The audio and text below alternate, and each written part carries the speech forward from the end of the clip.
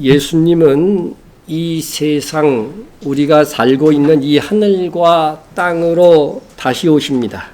믿습니까? 네. 재림하신 예수님께서는 그리고 나서 1000년 동안 만국을 다스리시게 됩니다. 주님께서 다스리시는 그 1000년 왕국이 지나고 나면 나라를 아버지께 바칠 것이라고 성경이 되어 있습니다. 그때에 지금 우리가 살고 있는 저 하늘과 땅은 다 사라지고 하나님께서 창조하신 새 하늘과 새 땅을 우리의 영원한 거처로 주실 것입니다. 베드로 사도는 이제 하늘과 땅은 그 동일한 말씀으로 불사르기 위하여 보호하신 바 되어 경건하지 아니한 사람들의 심판과 멸망의 날까지 보존하여 두신 것이니라 말씀하고 있습니다. 하나님이 하늘과 땅을 천지를 뭘로 창조하셨어요? 말씀으로. 그런데 또한 말씀으로 어떻게 돼요? 다 불살라 버리신다는 거예요. 그리고 새 하늘과 새 땅을 우리의 영원한 거처로 주신 것입니다.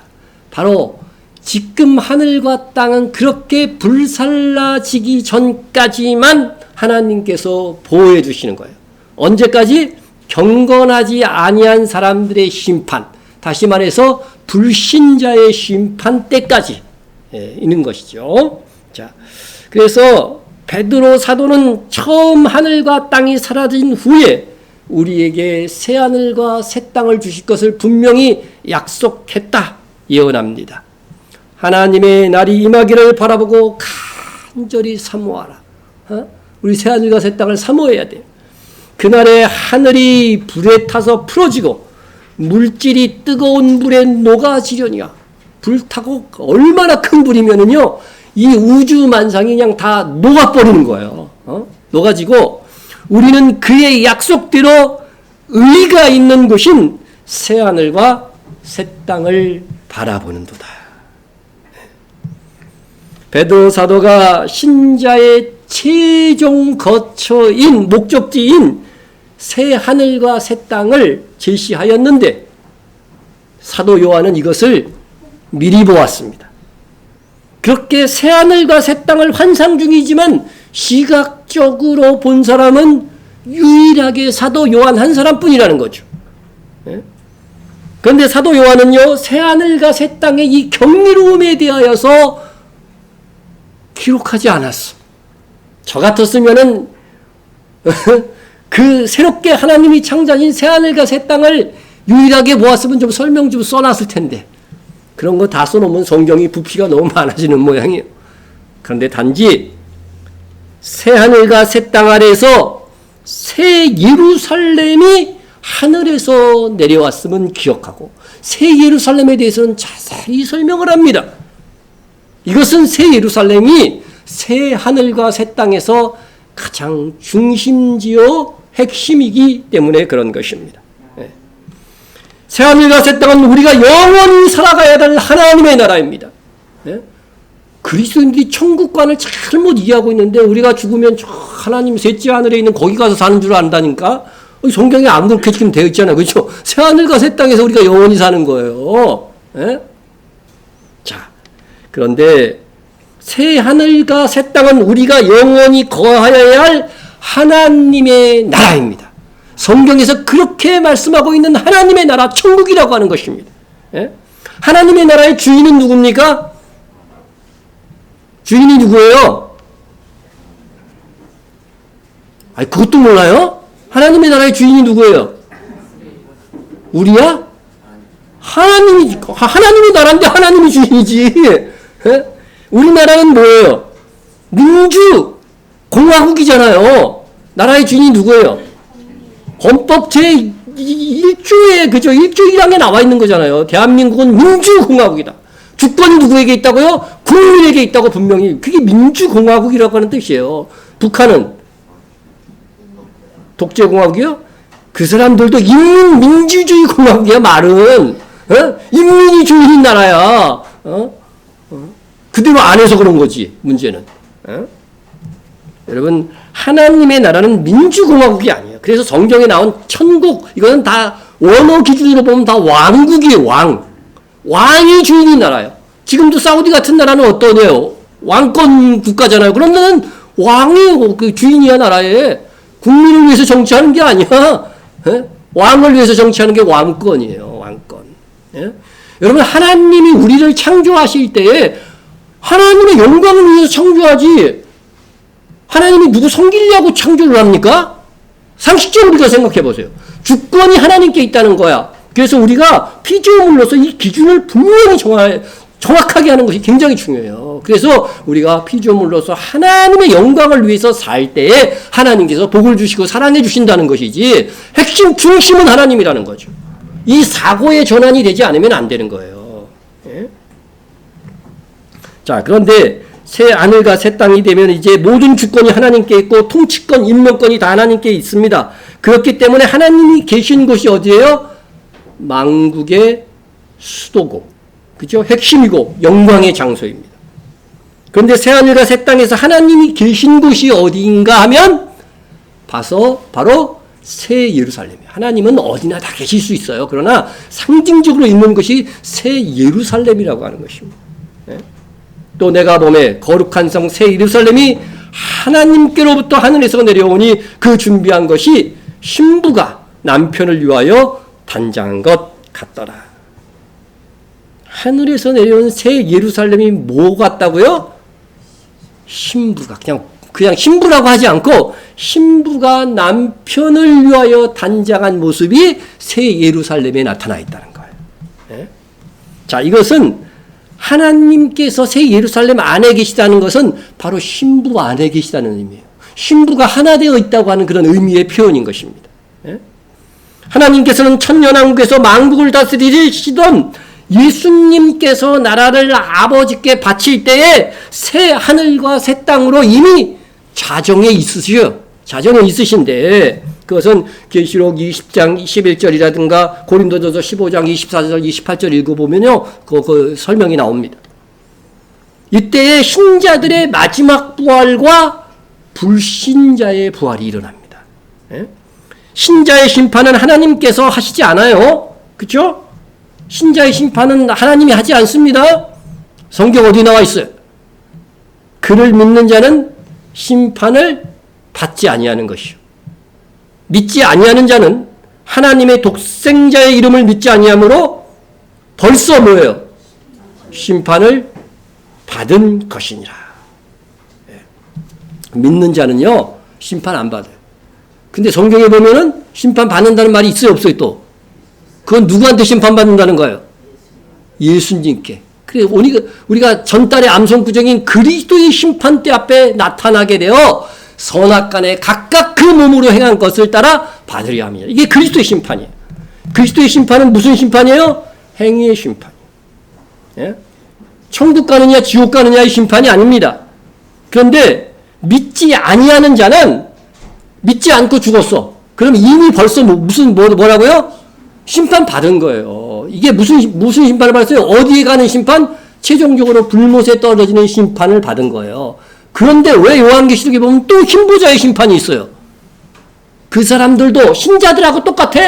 불신자들도 똑같이 행위의 심판을 받아야 되는 거예요. 예? 그래서 덜 고통스러운 것, 더 고통스러운 곳으로 가는 것이 달라진다는 거죠. 신자도 마찬가지고.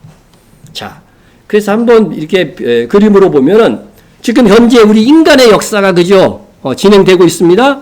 그리고 인간의 역사 마지막 7년이 있을 거예요. 예? 요거는 다니엘서 9장과 계시록에 나와 있습니다. 그래서 마지막 7년은 우리가 알 수 있도록 하나님께서 정확하게 기록해 놨어요. 사인을 기록해 놨어요. 7년이 있어요. 그 다음에 예수님께서 다스리는 천년왕국이 있을 것이고, 그 다음에 뭐예요? 이어서 새하늘과 새 땅이 이루어지는 것입니다. 자, 예수님의 이 마지막 7년에 예수님께서 공중강림하셔요. 그리고 마지막 7년이 끝날 무렵에 이제 지상재림하시는 거예요. 지상재림. 자, 이 두 번의 공중강림과 지상재림을 통해서 그리스도인의 행위의 심판이 있는 거예요. 그게 바로 그리스도의 심판 때예요. 예? 그때 혼과 몸의 구원이 완성이 되는 것입니다. 완성이 되는 것입니다. 자, 그 다음에 천년 왕국이 이제 끝난 다음에 누가 강림하셔요? 하나님 아버지께서 강림하시는 거예요. 오늘 본문에 나온 거예요, 그게. 그쵸? 본문에 나왔습니다. 하나님이 강림하시고 무슨 심판을 하셔요? 불신자에 대한 행위 심판을 하는 거예요. 그것이 흰 보좌. 홍가 몸에 구원주고 제가 잘못 썼어요. 잘못 썼어요. 제가 뭐라고 써야 되냐면은 흰보좌 심판. 그죠? 흰보좌 심판. 계시록 20장에 나오는 흰보좌 심판입니다. 불신자의 행위 심판이 있는 것입니다. 그래서 우리가 요 스케줄을 머릿속에 잘 놓고 계셔야 돼. 그러니까 이미 우리가 심판을 받지 않는다는 것은 이 무슨 심판? 흰보좌 심판을 받지 않는다는 거예요, 신자는.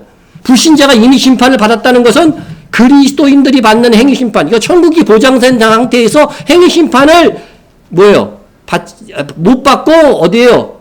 불못에 들어가는 심판을 받는다는 것이 불신자들은 이미 심판을 받은 거라고 표현하는 거예요.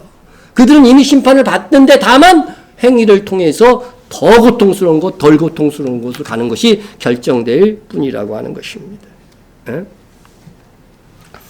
자, 우리가 이 말씀을 꼭 기억하시면서 그래서 강림하신 하나님 아버지께서는 불신자들 심판하는 것을 계시록 20장에서 이렇게 표현합니다. 또 내가 크고 흰 보좌와 그 위에 앉으신 이를 보니 하나님이시죠. 그죠? 하나님 아버지시요.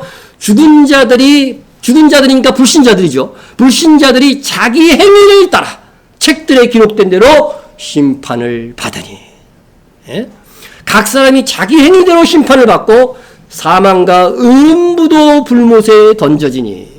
이게 계시록 고린도전서 15장 15장에 나오는 맨 마지막에 멸망받을 원수는 사망이니라 하는 그것이 이루어지는 거야, 지금. 계시록에서 그걸 표현한 거야. 자, 사망과 음부도 불못에 던져집니다. 그 이후에는 뭐가 없어요, 그러면? 사망이 없어지는 거야. 죽는 사람이 없어요, 그 이후에는. 이것이 둘째 사망 곧 불못이라. 누구든지 생명책에 기록되지 못한 자는 불못에 던져지라. 자, 이때 마지막 부활한 성도들은 심판을 안 받는다고 그랬으니까 심판 안 받겠죠, 당연히. 불신자들만 심판을 받고 그들의 이름은 생명책에 기록되어 있기 때문에 영원한 하나님의 나라의 백성으로 참여하게 되는 것입니다. 그래서 모든 신자는 이렇게 해서 새하늘과 새 땅에서 살게 된다 하는 것입니다. 자, 모든 눈물을 그 눈에서 닦아주시니 다시는 뭐가 없어요? 사망이 없다. 사망도 불못에 다 집어넣었어요. 음부도 집어넣었다는 표현이 있죠? 그 음부는 뭐예요?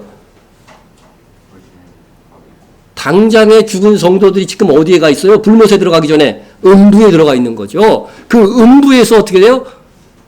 그 음부가 이제는 필요 있어요, 없어요? 마지막 심판을 다 받았으니까. 필요 없죠. 그러니까 그것도 어디다 집어넣어요? 불못에 집어던지니까. 그 임시 장소였던 음부도 지옥에 불못에 던져 넣게 되는 것이죠. 그래서 다시는 사망이 없고 애통하는 것이나 곡하는 것이나 아픈 것이 다시 있지 아니하리니 처음 것들이 다 지나갔음이로라. 얼마나 감사합니까? 여러분, 지금 아마 나이 70 이상 되신 분들은 옛날 같으면 이미 죽을 병을 하나씩씩은 다 안고 살아 보니까 의료의 힘으로 지금 살고 있는 거예요, 사실은. 근데 그렇게 아픈 게 없다는 거죠. 나이 드신 분들이 지금 다 얘기하는 게 옛날에 우리 엄마 아버지가 아이고 죽겠다 맨날 아프다 그런 것이 이제는 이해가 간다는 거죠. 이해가 가는 거죠. 이렇게 젊은 분들은 이해를 해야 돼요. 맨날 아프다 죽겠다 그러는 게 진짜 아파서 그래요. 근데 맨날 얘기하기가 뭐한 거죠. 그런데 그런 것들이 어떻게 돼요? 없어진다는 것이죠. 처음 것들이 다 지나가. 처음 하늘과 땅에서 있는 그런 고통과 눈물의 모든 사망은 다 지나가는 새 하늘과 새 땅이 우리에게 있다고 하는 것입니다. 나를 슬프게 하는 그 인간도 없어요. 그 땅에는.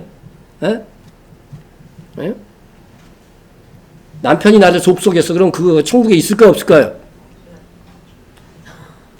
예수 믿었으면 오겠지. 내가 전에도 한번 얘기했는데 우리 옛날에 정유순 집사님이 그 남편 장례식 때에 제가 물어봤어요. 남편이 천국에 있다면 천국 가고 싶냐고 그랬더니 대답을 안 해. 대답을 끝내 안 하고서 통명스럽게 이렇게 말해요. 그 사람 천국 못 와요. 그러는 거야. 근데 그분이요 마지막 3년은 교회 다녔거든요. 믿었는지 안 믿었는지 모르겠지만 하여튼 교회에 다녔어요. 그러니까 천국에 그 인간이 올까봐 겁난 거지. 겁나니까 그 남편이 있는 천국은 정말 가고 싶지 않은 거야. 그래서 이렇게 끝내 대답을 하지 못하더라고. 하지만 새하늘과 새 땅에서 그 인간이 누구이든 만나도 아무 상관이 없습니다. 새하늘과 새 땅에서는 다 새롭게 된 상태로 만나기 때문에 나를 힘들게 했던 놈이나 년이나 다행히 다 그 사람들이 예수를 믿어서 거기서 만난다 할지라도 만나면은 사실 더 좋아. 왜 더 좋습니까? 왜냐하면 그것은 우리와 지금 그곳에는요, 지금의 나와 다른 내가 있는 게 아니에요. 세상의 모든 기억들을 가지고 있는 내가 있고, 그도 똑같아. 세상에서 살던 기억 다 갖고 있어요. 그래서 오늘날 세상에서 있었던 일을 다 기억하고 있는 상태에서 만나는 거야. 단 회개하고 혼과 몸까지 온전히 구원이 완성된 상태에서 만나는 것입니다. 그렇다면 우리는 세상에 살 동안 서로 간에 한 잘잘못 알게 될까요? 모르게 될까요? 다 알게 됩니다. 그럼 누가 더 미안해? 잘못한 사람, 해코지한 사람, 나를 힘들게 했던 그 사람을 만난다면 하면 그 사람은 틀림없이 나에게 무슨 감정을 갖게 돼요? 미안한 감정을 갖게 됩니다. 그래서 그 미안함을 갚아야 돼. 고분이 되어야 됩니다. 내가 밥 먹을 때 서빙해야 될지도 모릅니다. 그러니 나에게 잘못한 사람이 천국에 오는 것이 더 좋을 것입니다. 예수님이 이 말씀을 했죠. 잔치를 베풀거든 차라리 가난한 자들과 몸 불편한 자들과 저는 자들과 맹인들을 청하라. 그리하면 그들이 갚을 것이 없으므로 네게 복이 되리니. 어떤 복이 될까요? 이는 의인들의 부활 시에 네가 갚음을 받겠음이라 하시더라. 여러분, 가난한 자들, 장애인들을 선대하면 의인들의 부활 시에 주님께서 갚아주실 것이지만 나에게 대접을 받은 그 사람들이 또한 갚아준다는 거예요. 그러니까 연신 고맙게 여기고 고맙다 영원히 그 소리 듣게 되는 것입니다. 이런 영원히 칭송받을 만한 선행이 된다고 하는 것입니다. 여러분, 진짜 복수하고 싶은 인간 있습니까? 있어요, 없어요? 한두 놈은 있을 텐데. 그러면은요, 진짜 복수하려면은 그를 어떻게 해야 돼요? 더 사랑해 주는 겁니다. 더 사랑해 줘가지고서, 그리고 한 가지 조건이 있어요. 반드시 예수를 믿게 해야 돼. 그 인간은 예수 믿게 해서 새하늘과 새 땅으로 들어오게 해야 합니다. 그래야 새하늘과 새 땅에서 나는 예수님과 하나님과 더불어 왕노릇하고 그는 백성으로 나를 섬기는 사람이 되게 만드는 거죠. 그리고 옛날 얘기 자꾸 해야지 뭐. 여러분, 일단 예수님을 믿었으면요, 공평한 것입니다. 공평하신 하나님을 믿습니까? 여러분들은 지금 나는 안 공평해 이렇게 말하는 분이 있는데 절대로 하나님은 공평하신 분이에요. 그래서 많이 준 자에게는 많이 달라 할 것이고 적게 준 자에게는 적게 달라 할 것이기 때문에 하나님은 공평하게 우리를 심판합니다. 일단 예수를 믿었으면요, 쉬는 대로 거두게 하시는 거예요. 공평하신 하나님입니다. 그래서 내가 그렇기 때문에 힘든 대로 거리고 대접한 대로 내가 하나님의 나라에서 대접을 받을 것입니다. 그런데 남의 흠을 많이 보고 다닌 사람은 어떻게 되겠어요? 흉본 사람을 천국에서 만나면 그 사람을 알게 될까요? 모르게 될까요? 다 알게 됩니다. 반면 허물을 덮어주고 구제하고 사랑을 베푼 사람이 있다면 그는 천국에서도 주님께뿐만 아니라 선행을 베푼 그 사람에게 고마움과 사랑과 그런 대접들을 하게 될 것입니다. 그래서 이 땅에서요, 우리가 사람을 어떻게 대하며 사는가는 그 나라에서 영원한 나의 영광의 수준을 결정하는 겁니다. 또한 우리는 그 나라에서 세상에서 내가 만나 교제한 사람들을 또다시 만나게 될 것입니다. 아유, 얼마나 많은 사람이 왔는데 우리 또 만날까요? 만나요. 성경을 살펴보면 적어도 이 땅에서 함께했던 가족이나 교우, 믿음 안에 있는 사람들은 다시 만날 것입니다. 형제들아, 자는 자들의 가나에는 너희가 알지 못함을 우리가 원하지 아니하노니 이는 소망 없는 다른 이와 같이 슬퍼하지 않게 하렵니다. 다시 못 만날 것 같은 그런 불안감에 이렇게 고통하지 말라는 것입니다. 예? 별로 헤어져서 아쉽지요. 눈물 나지요. 그러나 우리는 다시 만날 소망이 있다는 거예요. 우리가 예수께서 죽으셨다가 다시 살아났음을 믿을지인데 이와 같이 예수 안에서 자는 자들도 누가 데리고 와요? 하나님이 그와 함께 데리고 오시리라. 예수님이 데리고 오시는 거 아닌가? 다른 성경 보면 또 그런 내용도 있잖아요. 그죠? 예? 여러분, 우리가 첫째 부활에 참여하는 사람들은요, 휴거되어 갖고 예수님이 데리고 와요. 그러나 최종적으로 모든 성도들을 데리고 오는 것은 하나님 아버지십니다. 오늘 본문에 하나님께서 강림하시면서 데리고 오시는 것입니다. 예? 예? 여러분, 그러니까 우리가 다시 만날 수 있다고 하는 소망 가운데 우리는 모든 성도들이 있습니다. 성도의 죽음이 당장은 만날 수 없도록 사이를 갈라놓은 것이지만 그 죽은 가족이 첫째 부활자이면은 예수님께서 오실 때에 데리고 오실 것이고 그때 만날 것입니다. 그리고 그렇지 못하더라도 최종적으로는 마지막 부활 시에 하나님께서 데리고 오심으로 우리가 다 만나게 되는 것입니다. 예? 하나님께서 흰보자 심판을 하실 때 불신자는 심판하시고 생명책에 기록된 신자들은 부활시켜 하나님의 백성으로 데리고 오실 것입니다. 예? 그래서 그때는 최종적으로 우리가 모든 교우들, 그러니까 여기 있는 교우들은 적어도 다 만날 거니까 영원히 갈 친구들이에요. 해코지하지 마세요. 서로 사랑하세요. 예? 예? 그러나 그리스도 밖에서 죽은 가족이 있다고 한다면 어떻게 되겠어요? 안타깝게도 그들에게는 소망이 없습니다. 소망이 없어. 예? 간혹 그렇게 생각하는 사람이 있습니다. 누구는 너무나 착했는데 예수님을 믿지 않고 죽었어. 왜 하나님은 그렇게 착한 사람을 구원해 주지 않았어? 하고 하나님에 대한 서운한 감정을 갖는 것입니다. 예? 그런데 사실 따지고 보면 사람 눈으로 보아서 이 세상에서 착하게 살았던 셀 수 없는 많은 사람들이 예수 믿지 않고 죽었거든요. 그죠? 우리 주변에서도 그 사람이 예수만 안 믿었지 참 좋은 사람이었다고 생각하는 사람들도 최소한 한둘이 있을까요? 없을까요? 있을 것입니다. 있을 것입니다. 욥도 하나님께 비슷한 마음을 가졌습니다. 욥의 아들들이 무슨 잘못이 있어 하루아침에 죽은 것입니까? 예? 그의 모든 재산이 하루아침에 다 날아갔어요. 그죠? 다 날아갔습니다. 욥은 자신이 이렇게 고난당할 만한 죄를 짓지 않았다고 하나님께 항변합니다. 의인 욥은 자기 생애를 저주할 뿐만 아니라 하나님께 원망하는 말까지 했습니다. 그때 하나님께서 하신 말씀이 무엇입니까? 예? 사람이 겪는 일은 사람의 눈으로밖에 볼 수가 없습니다. 하나님은 하나님께서 창조하신 놀라운 일들을 욥에게 말해주면서 하나님께서 경영하시는 이 모든 일들을 내가 어떻게 다 알 수 있느냐? 그러고서 어떻게 함부로 하나님을 판단하느냐? 말씀하신 것입니다. 질책했습니다. 우리는 인간의 눈과 한계로밖에는 겪는 일을 보고 판단할 수밖에 없습니다.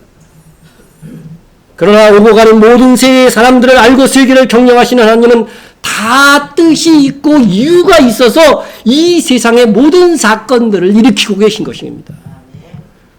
그 이유를 전부 다 안다면 하나님이지 사람이 아닌 거죠. 예? 그래서 때로는 우리가 내게 왜 그런 일이 발생했는지 그 이유를 모를 때에도 또한 그와 같이 착한 사람을 왜 하나님은 구원해 주시지 않았는가 하는 의문이 들 때도 우리는 하나님의 의로움과 하나님의 전지전능하심을 믿고 그분을 신뢰해야 하는 것입니다.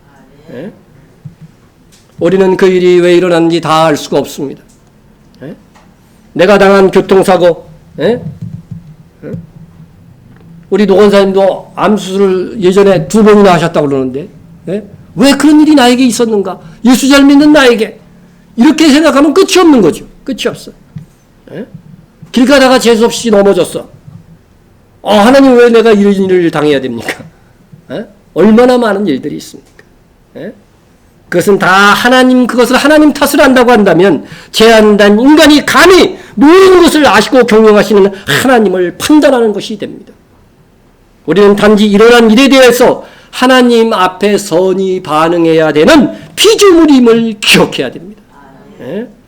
우리는 그래서 항상 하나님 중심, 하나님의 주권을 인정하는 성숙한 신앙으로 나아가야 된다는 것입니다. 예? 자녀라도요, 어린아이 때는 어떤 생각을 해요? 항상 자기 중심이 자기밖에 몰라. 그렇잖아. 배고프면 어떻게 돼요? 울어요. 장난감 갖고 싶으면 어떻게 돼요? 울어. 자기밖에 몰라. 그러나 성숙한 자녀가 되면 어떻게 돼요? 자기보다 부모를 먼저 생각하고. 물론 이렇게 성숙한 자녀로 평생 안 되는 사람들도 있긴 있어. 그러나 일반적으로 이제 자녀도 성숙하면 자기 중심이 아니라 누구 중심이 돼? 부모 중심이 되는 것처럼 우리 신앙도 마찬가지입니다. 처음에는 하나님 이것 주세요 저것 주세요 하지만 성숙한 신앙인이 되면 어떻게 돼요? 하나님의 영광, 하나님께서 기뻐하시는 일이 무엇일까? 그것을 찾아서 행하는 신자가 참으로 성숙한 자녀인 것입니다. 네?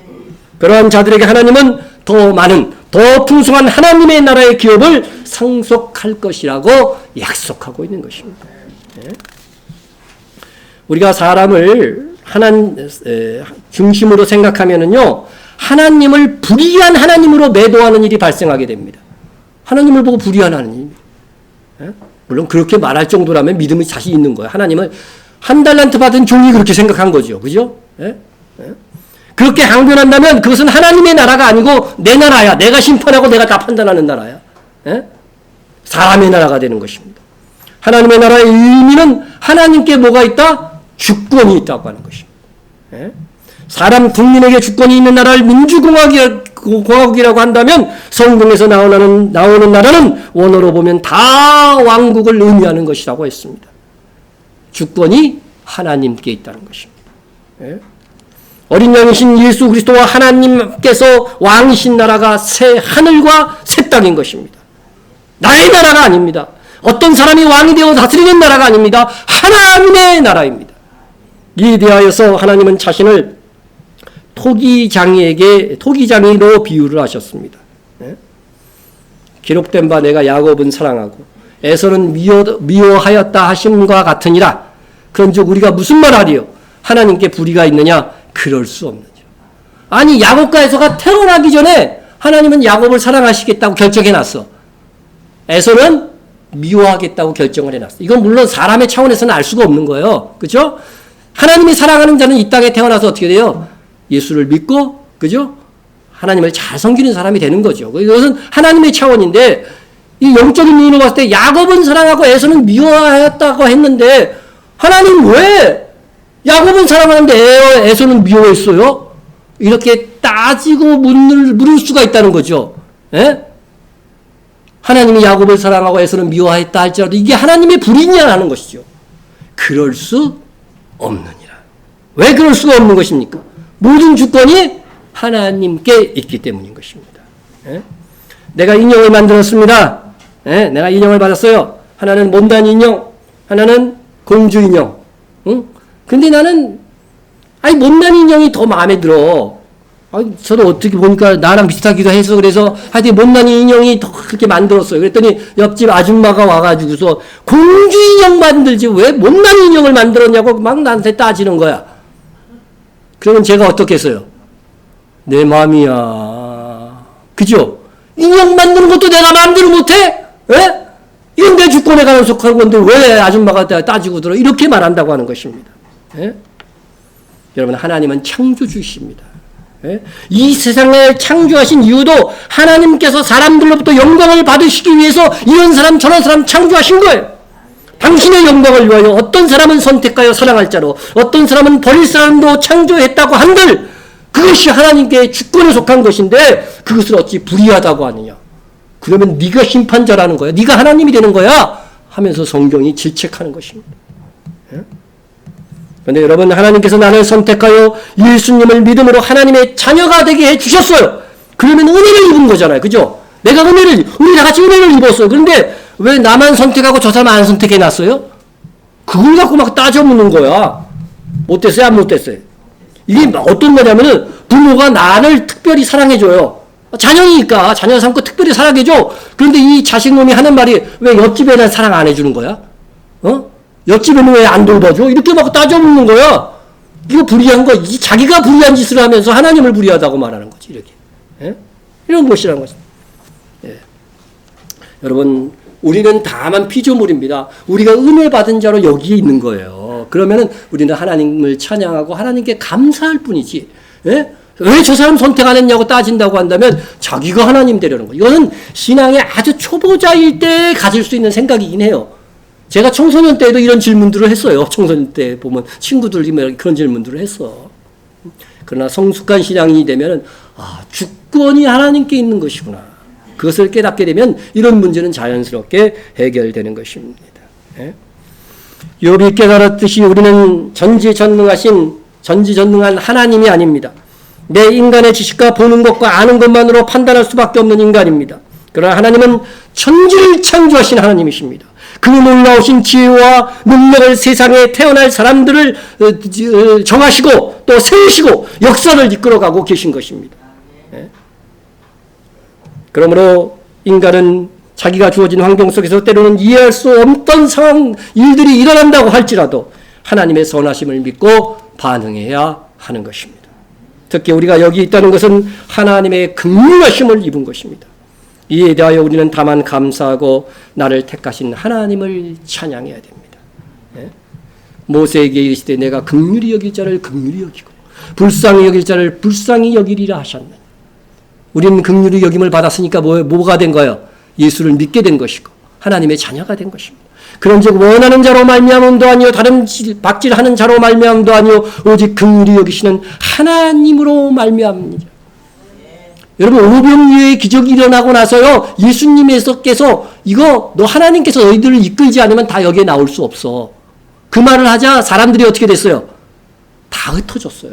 심지어 제자들밖에 안 남아서 예수님이 뭐라고 그래요? 너희들도 가려느냐? 여러분 행함으로 구원 얻는다는 것이 힘들죠. 근데 믿음으로 구원 얻는다는 건 너무 쉽죠. 그런데 이상하게 이 영적인 일은요 믿음으로 구원받는다는 걸 더 못 믿는다는 거예요. 바로 긍휼히 여기시는 하나님으로 인하여 너희가 여기에 나온 것이라고 하는 이 말이 안 믿어지는 거예요. 어리석게 보이는 거죠. 왜? 이것은 하나님의 선물이기 때문에. 믿음은 하나님의 선물이기 때문에 이게 안 믿어지는 거예요. 긍휼을 얻지 못한 사람들에게는요.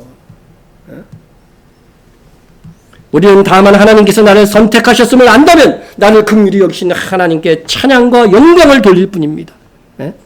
반면 하나님께서 완악하게 하시는 자들이 있습니다. 하나님께서 강팍하게 하는 자들이 있습니다.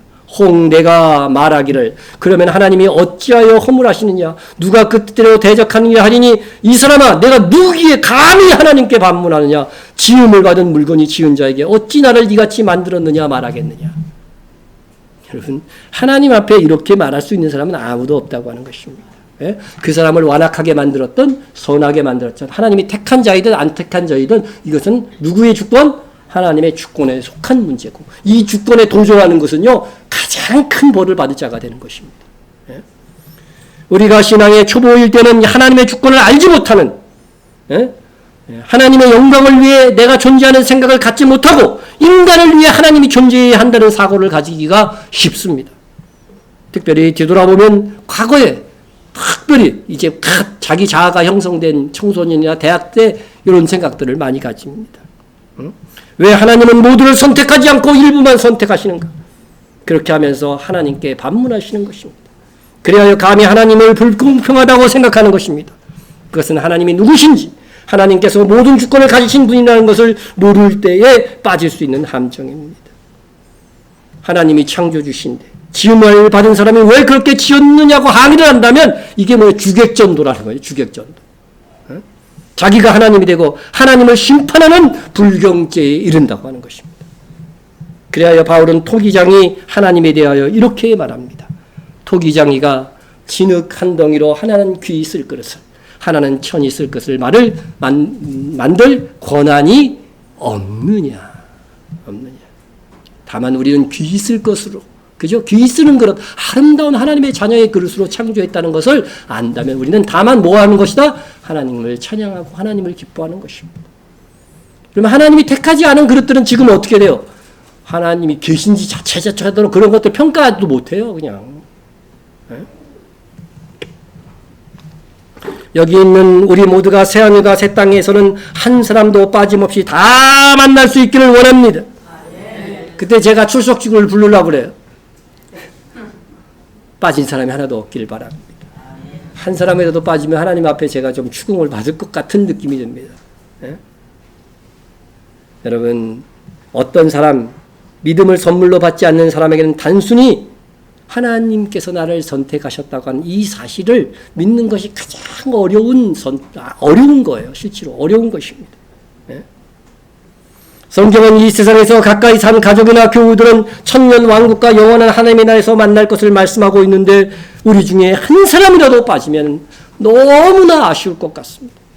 아무쪼록 하나님께서 인연으로 만나게 해주신 우리, 그날에 함께 만나 주와 즐거워하고 영원한 행복을 누리도록 합시다. 아멘. 다시 말씀드립니다. 새하늘과 새 땅은 영원한 누구의 나라? 하나님의 나라입니다. 그래서 그곳에서 하나님께서 계심을 분명히 말씀하고 있습니다. 내가 들으니 보좌에서 큰 음성이 나서 하나님의 장막이 사람들과 함께 있으며 하나님이 그들과 함께 계시리니. 예? 하나님의 장막이 사람과 함께 있다고 말씀하고 있습니다. 예? 자, 그런데 새 예루살렘은 그리스도의 신부라고 하는데 그 가운데 하나님께서 장막을 쳐셨어요. 이는 하나님께서 우리 안으로 들어오신다는 거죠. 하나님께서 장막을 치신다는 것은 우리와 함께 사신다는 거예요. 예? 이것이 장막절, 초막절의 최종 성취인 것입니다. 예? 예수님께서 이 땅에 오신 것을 예수님께서 우리 가운데 뭐라고 했냐면 장막을 치신 것이라고 했습니다. 제가 이거 누차례 말씀드렸는데 말씀이 육신이 되어, 말씀이 누구예요? 예수님이죠. 예수님이 육신이 되어 사람의 몸을 가지고 우리 가운데 거하시며 했는데 이게 거하시면은 무슨 뜻이라고? 오늘 본문에 하나님의 장막이 우리에게 사람들 가운데 거하는데 그거가 똑같은 단어예요. 예? 우리 가운데 장막을 치신 것이 예수님께서 이 땅에 오신 일이에요. 그러니까 예수님이 성탄절에 오신 것이 아니라 언제 오셨다고? 장막절에 오신 것입니다. 초막절에 오신 것입니다. 예? 자, 말씀이신 예수님께서 사람의 몸을 입고 이 땅에 오셔서 사람들 가운데 거하신 것을 장막에 치신 것이라고 표현했습니다. 예? 그래서 사람도 마찬가지로 몸을 가지고 이 땅에서 실질적으로 거주하는 것을 성경은 뭐라고 하냐면 이 세상에서 장막을 치고 사는 것이다. 그런 의미로 표현을 합니다. 예? 베드로 사도가 이렇게 말했습니다. 내가 이 장막에 있을 동안에. 예? 그 무슨 뜻이에요? 이 몸을 장막으로 표현한 거예요. 그죠? 장막에 있을 동안에 너희를 일깨워 생각나게 함이 옳은 줄로 여기노니. 그 외에도 많은 구절들이 있습니다. 예? 그래서 이 장막이라고 하는 단어는 우리의 육체로 이 세상에 사는 기간을 가리킵니다. 예수님이 육신을 입고 이 세상에 사시는 기간을 우리 가운데 장막을 치셨다고 말씀하는 것입니다. 그런데 그 예수님께서 우리에게 장막을 치셨다가 어떻게 되셨어요? 죽으시고 부활하고 승천하셨죠. 그러니까 장막을 치셨다가 이제 장막을 거두어 가신 거야. 그죠? 가셨어요. 예? 그 대신 누구를 보내셨어요? 성령을 보내셨습니다. 성령. 예? 자, 보세요. 내가 아버지께 구하겠으니 그가 또 다른 보혜사를 너희에게 주사 영원토록 너희와 함께 있게 하리라 했습니다. 예수님도 보혜사지만 또 다른 보혜사. 이 또 다른 보혜사가 누굴까요? 보세요. 보혜사 곧 아버지께서 내 이름으로 보내실 성령. 보혜사는 곧 성령이다. 분명히 성경 자체에서 이것은 해석을 하고 있습니다. 예? 그러니까 성령께서 우리 안으로 두셨으니까 우리 안에 뭐를 치신 거야? 장막을 치신 거예요. 몸 안에 우리 몸을 대신해서 우리 안에 장막을 치신 것입니다. 장막을 치신 것입니다. 예? 여러분, 이것이 아직 믿음이 없는 사람에게는 성령께서 내 안에 계신다는 것이 어리석어 보이고 믿어지지 않을 것입니다. 그 안에 실제 성령님이 계시지 않기 때문에 못 믿는 거죠. 예? 그러나 믿음을 가진 우리는 너무나도 자연스럽게 이것이 믿어집니다. 내 안에 성령께서 계시는구나. 어떤 사람은 어떻게 돼요? 몸으로 느끼는 사람도 있죠. 그죠? 성령이 정말 내 안에 있구나. 느끼는 사람들도 있습니다. 그러나 대부분 느끼지는 못하지만 내 안에 성령께서 계신다는 것을 믿습니다. 우리 안에 계신 성령님도 삼위 하나님 가운데 한 분이십니다. 그러므로 믿는 자는 내 몸 안에 누구를 모시고 있는 거예요? 하나님을 모시고 있는 거예요. 그래서 하나님을 모신 곳에서는 뭐라고 불러요? 성전이라고 부르는 거예요. 그래서 너희 몸이 하나님의 성전인 것을 알지 못하느냐? 그 말씀이 있는 것입니다. 너희는 너희가 하나님의 성전인 것과 하나님의 성령이 너희 안에 계시는 것을 알지 못하느냐? 예?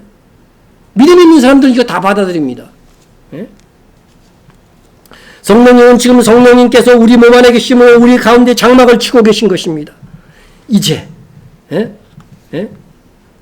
이제 그 다음에는 예수님께서 다시 오실 것이죠. 다시 육체로 오십니까? 영으로 오십니까? 육체로 부활하셔서 승천하시니까 당연히 육체로 오시겠죠. 그러면 우리 가운데 뭘 또 치시는 거예요? 장막을 치시는 것입니다. 예? 그게 천연한 거예요. 우리와 같이 사시는 거예요. 예수님께서. 그게 장막전에 성취인 겁니다. 그 다음에 세 번째는 뭐예요? 세 번째는 누가 오셔요? 하나님이 오신다는 거예요. 삼위 하나님이 그래서 다 우리에게 오시는 겁니다. 다. 오늘 본문이 그거예요. 삼위 하나님께서 지금 두 분께서 우리에게 장막을 치셨는데 이제 한 분만 남게 되는데 바로 성부께서 천년왕국이 끝나고 강림하셔서 우리 가운데 장막을 치시겠다고 하는 것이 오늘 본문 말씀인 것입니다. 이 장면을 사도 요한이 미리 보고 내가 들으니 보좌에서 큰 음성이 나서 이르되 보라 하나님의 장막이 사람들과 함께 있음에 하고 우리에게 알려준 것입니다. 이렇게 하나님께서 우리 가운데 거하면 어떤 현상이 일어나면요, 우리가 하나님의 백성이 되고 하나님이 우리의 하나님이 되는 거죠. 네? 자 보세요. 하나님이 그들과 함께 계시리니 결과가 뭐예요? 그들은 하나님의 백성이 되고 하나님은 친히 그들과 함께 계셔서 네? 내가 너희의 하나님이 되고 너희는 나의 백성이 되라고 하는 이 구절은요, 이 최종적으로 이루어져야 될 우리의 소망은요, 구약 시대에서부터 줄기차게 하나님께서 선지자들로부터 예언한 말씀이에요. 창세기 17장 한번 볼게요. 내가 너와 네 후손에게 내가 거류하는 이 땅 곧 가나안 온 땅을 주어 영원한 기업이 되게 하고 나는 그들의 뭐가 되리라? 하나님이 되리라. 네? 이어서 봅니다. 예레미야 선지자가 말했습니다. 너희는 내 백성이 되겠고 나는 너희의 하나님이 되리라. 오늘 계시록에 말씀한 새하늘과 새 땅에서 최종적으로 이루어질 일을 이미 선지자들도 다 예언하고 있었어요. 에스겔 선지자도 또 동일한 예언을 했어요. 내가 너희 조상들에게 준 땅에서 너희가 거주하면서 내 백성이 되고 나는 너희 하나님이 되리라. 여러분 이스라엘 백성은 어디로 배당했어요? 가나안 땅으로 배당하고 우리는요, 우리 근처에 또 우리가 사는 땅으로 배당이 될 것입니다. 우리의 기업이 주어질 것입니다. 계속해서 성경을 한번 봅니다. 인도하여다가 예루살렘 가운데에 거주하게 하리니 그들은 내 백성이 되고 나는 진리와 공의로 그들의 하나님이 되리라. 여러분 예루살렘에 거주하게 하여서 너희는 내 백성이 되고 나는 그들의 하나님이 되리라고 하는 것은 이 최종적인 성취는 바로 새 예루살렘을 말하는 거예요. 새 예루살렘에 거주하게 하면서 너희는 내 백성이 되고 나는 너희 하나님이 될 것이야. 이 구약 시대부터 줄줄이 말씀해온 이 예언이 오늘 본문 21장에서 성취되는 거예요. 우리에게 그날이 올 것입니다. 다시 한번 정리해서 말씀을 드립니다. 지금 우리의 몸은 하나님 성령께서 거하시는 하나님의 성전입니다. 그 다음은 성자 예수님께서 다시 오심으로 천년왕국부터 우리와 함께 거하십니다. 단지 예수님은 육체로 우리와 함께 거하시는 거죠. 그 다음에 누가 와요? 그리고 새하늘과 새 땅부터는 성부께서 우리 몸 안에 거하시겠다고 약속하고 계십니다. 새 예루살렘은요 신부의 몸이라고 했어요. 그래서 그 안에 누가 거하신다고요? 하나님 아버지가 거하신다는 게 이게 영적으로 무슨 의미인지 아시겠죠? 지금 그런데요 이런 말이 있죠. 이런 말이 있어요. 옛날에 보면은요 과거의 드라마 중에 그런 게 있어요. 파리의 여인이라고 하는 드라마가 있었어. 보신 분?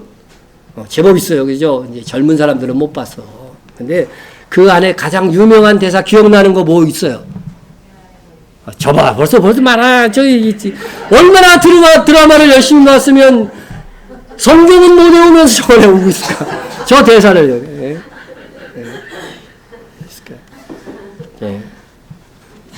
사실은 내가 여러분 내 안에 너 있다 하는 이 말이 가슴에 그죠? 여자 연인을 자기 가슴에 딱 대면서 이 안에 너가 있다 이렇게 말한 것입니다. 그것이 내 안에 너 있다는 말로 희자되고 있습니다. 정말 있을까요? 네? 여러분 드라마로 인하여 착각하지 마시기 바랍니다. 예. 내 안에 너를 생각하는 마음이 있다가 정확할 표현일 것입니다. 그렇죠? 그런데 그것도 있다가도 없지요. 예. 자, 내 안에 너 있다 사기 그만 치시고 내 안에 누가 계시다? 예수님이 계시다. 성령님이 계시다. 예수님이 계시다는 말은 실질적으로는 예수님의 영이신 성령이 계시다고 하는 것입니다. 예? 그렇게 고백해야 됩니다. 그런데 성령께서는 실질적으로 내 안에 계셔서 내 생각 속에 영의 생각, 하나님의 생각을 불어넣어 주시는 역할을 합니다. 귀신은요, 딱 들어오면 어떻게 돼요? 그 사람의 생각을 접수해버리죠. 그죠? 귀신의 말을 합니다. 그러나 하나님의 영은 인격적이어서 우리 안에 들어와서도 우리의 인격을 통해서 말씀하십니다. 그렇죠? 내 자아가 너무 강하면은요, 성령의 생각들이 자꾸 죽게 돼요. 죽게 돼요. 우리 인격적인 하나님이십니다. 자, 새하늘과 새 땅에서는 이제 성부께서도 내 안으로 탁 들어오시는 거예요. 그러면 우리가 어떤 존재가 될 것이 한번 상상해 보셨습니까? 예? 분명한 것은 우리의 몸은 거의 하나님의 영광을 반영하는 육체로 변할 것입니다. 예? 자, 내 안에 누가 있다? 하나님이 있다. 좀 거룩한 것 같지, 이 사람들? 예? 자, 보십시오. 그는 만물을 자기에게 복종하게 하실 수 있는 자의 역사로 우리의 낮은 몸을 뭐로 변화시켜요? 자기 영광의 몸의 형체와 같이 변하게 하시리라. 이미 우리는요, 예수님의 영광의 몸의 형체와 같이 변화될 것이 계획되어 있는 사람들이에요. 네? 지금 몸이 아니라니까요. 지금은 썩을 몸이잖아요. 그죠? 그때는 썩지 아니하는 몸이다. 영광의 몸이다. 물론 우리의 행에 따라 수준은 달라집니다. 영광에. 네? 반딧불 영광 갖고 싶은 분.